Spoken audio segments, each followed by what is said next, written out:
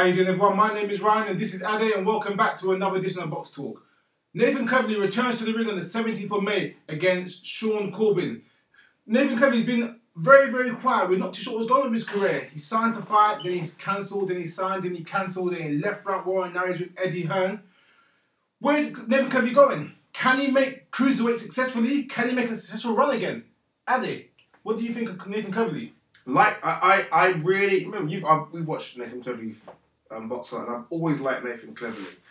But when you lose, not really like he did, there's no shame in losing the way he did to Kovalev, because I think Kovalev's going to go and prove to a lot of people that I think he probably could be the number one in division. It's close between him, Stevenson, and Hopkins, but I think he could be the one that could be number one in division. So there's no shame in the way he lost.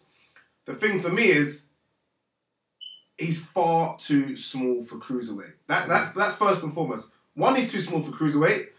He talked about, he struggled to make the weight, but look, that didn't stop him from offering Carl Froch as many fights at a catch weight. Yeah. So what, you can fight Carl Froch at a catch weight, but you can't. Exactly. Yeah. And two, you retire, you then say you want to come back, you then sign with Frank, you then leave Frank, you then come with Eddie. And I saw he done an interview. This is the telling one. He done an interview with IFL TV, Kugan Cassius. Very good interview, guys. And he just didn't seem like he really wanted it. As far as I'm concerned. He really didn't seem like he wanted it anymore. That's it for me. That's what I'm concerned. It's the desire.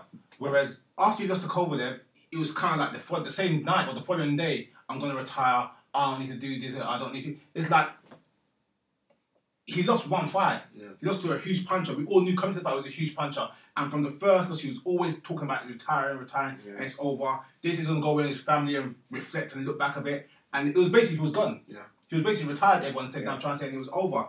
And then he signed to make a comeback, then he didn't come back. And then, like you said, there's a lot up and down going. And, they always say the old saying that once you start talking about retirement, your foot's already in the door, then you're retired. Yeah. And that makes him more of a risk. The problem I see with Cleverly is that he's young. Yeah. He's talented. He's a former world champion. Yeah. He could easily call it a day if he wants to. But he seems like he wants to come back. Is he coming back for the right reasons, as in to go out on the win, or is he actually coming to make a title run in the division where he seems to be clearly too small? I think he's coming back for the money as well. I think that's one thing we've missed out on there. The money is a lot for these people. These people out there, they love the adulation, they love the perks that come with boxing, they love going around and people talking about world champ, A-champ. But it's also a huge payday. It's a huge payday. Let's be honest, they're already talking about a Bellew fight at Cruiserweight. That's going to make them decent money. That will sell out a small stadium or an arena, the Echo Arena or whatever. It'll sell out. Look, the thing for Cleverly is this, and I think you've alluded to this a lot. Cleverly's a world champion. In this country, in this island that we are living, and I think Frank Warren and the Welsh and the English people, we boosted him up a lot. He had this record, and in that record, he had fought nobody. Bellew at the time wasn't really someone, so no disrespect, Bellew is someone. Now, at the time, Bellew wasn't kind of what he is now. He had fought no one. He came up against someone that showed him you are no one and got destroyed.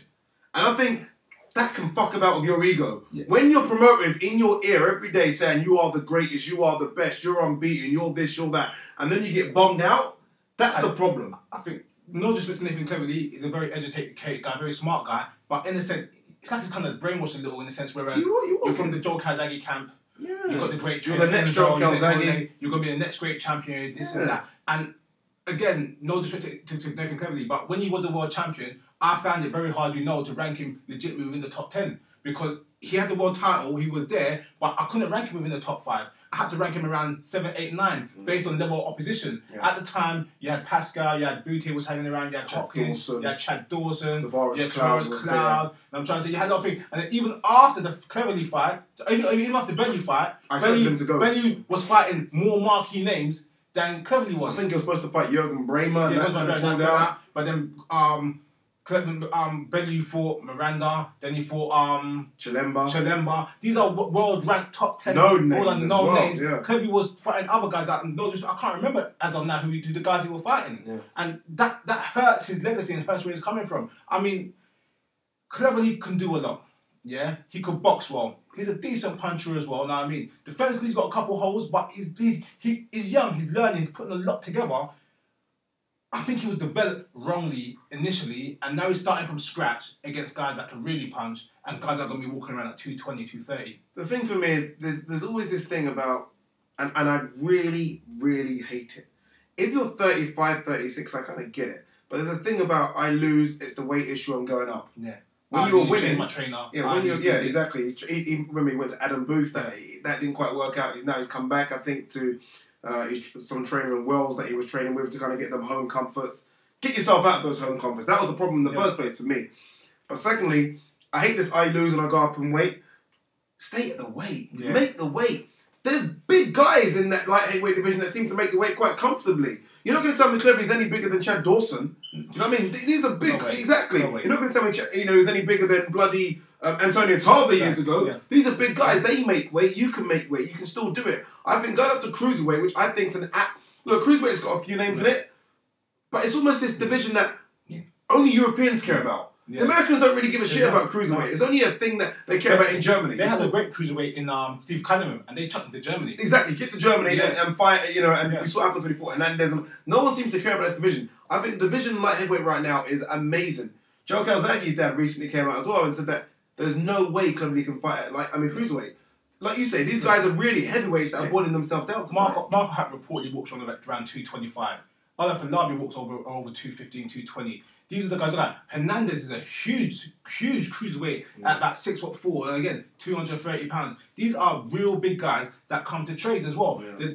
When I look at Lebedev, another huge guy, massive guy, Romero Jones, and when I look at the cruiserweight division, I wouldn't say just take out the likes of Afalabi and Hernandez. None of them in the division are really great boxers. They're sluggers. They're coming to trade and lay hard lever on you and knock you out. If you look at the guys in the division, their records are knockout records. They're not punch records. They're knockout records because they're knockout artists. These are heavyweights. These are small heavyweights. Look.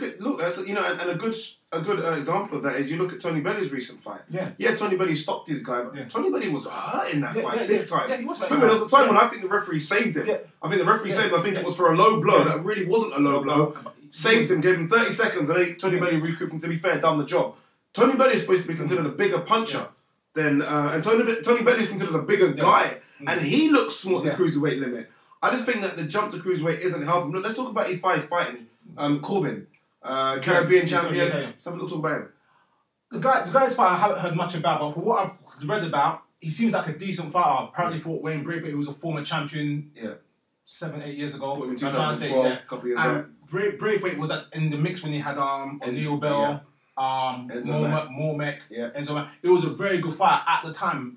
Big guy as well. Now I mean, about 6'4", 6'5", was quite a big guy. Was quite rangy, could punch as well. Again, that's going to be huge. So even though Braithwaite was on the slide, beating Braithwaite tells me you got a little something about you. You know what I'm trying to say? And like I said, I ain't seen the fight, but a little something about it, which says this guy's maybe not a pushover. Yeah.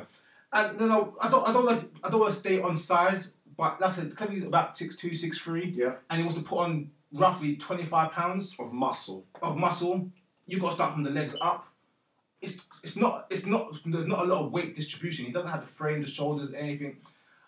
For what I feel, he's gonna be the smaller guy in the ring, no matter how you cut it, no matter how much weight you put on. And for him to actually be a legit cruiserweight, it's gonna take him a year. Yeah, you can see. Look, how many cruiserweights recently have gone to heavyweight? That's what's gonna hurt him in the long run. I mean, even when you look at the cruiserweight division, is actually to step up for the heavyweights. Yeah. Every cruiserweight champion seems to go to the heavyweights. We've seen it. We've seen it the last I don't see Clevy doing it. I would hate for Clevy to actually fight this guy, have a bad win or lose, and then be left like, what do I do now? Okay. Look, guys, so what do you think? Look, this is Nathan Clevy's comeback fight. It's not really about who he's fighting. This is more about Nathan Clevy. Nathan Clevy could be fighting anyone. We're not really mentioning his name. Look, he's fighting a good guy in Sean Corbin. Obviously, this guy's been sent over there to lose. They put a lot of money and investment in Nathan Clevy. They don't want him to lose. So this guy's flying over here from Jamaica, I think, and they hopefully, I think, are just looking for a Tony Bellew rematch. I don't think they're looking at the likes of Hutt or Afalabi if they're serious. Definitely not Hernandez. Yeah. So looking for a Tony Bellew fight. It's almost similar to the way they've signed James DeGale at super middleweight, possibly to fight George Groves. Yeah. I'm not sure what Clevy's got left. Not that he's shot worn or anything like that, but it's all mental. Yeah. I think Bernard Hopkins says it. Most of these boxers they're exactly as fit as each other, but it's all up there really, and it looks like Cleverly's not really got it up there anymore. So look, guys, Cleverly does win probably, but is he really coming back? Is this more just a case of I'm going to come back for the money, which isn't the right reasons? Am I coming back? I know just for the sake of I want another shot at Tony Bellew again for the wrong reasons. Is it worth him coming back if he's not really in it? Leave your comments below. Email us at BoxTalk@hotmail.co.uk. And guys, remember, for all your news and reviews on BoxTalk, go to ringnews24.com. And thanks for tuning in for another edition of BoxTalk.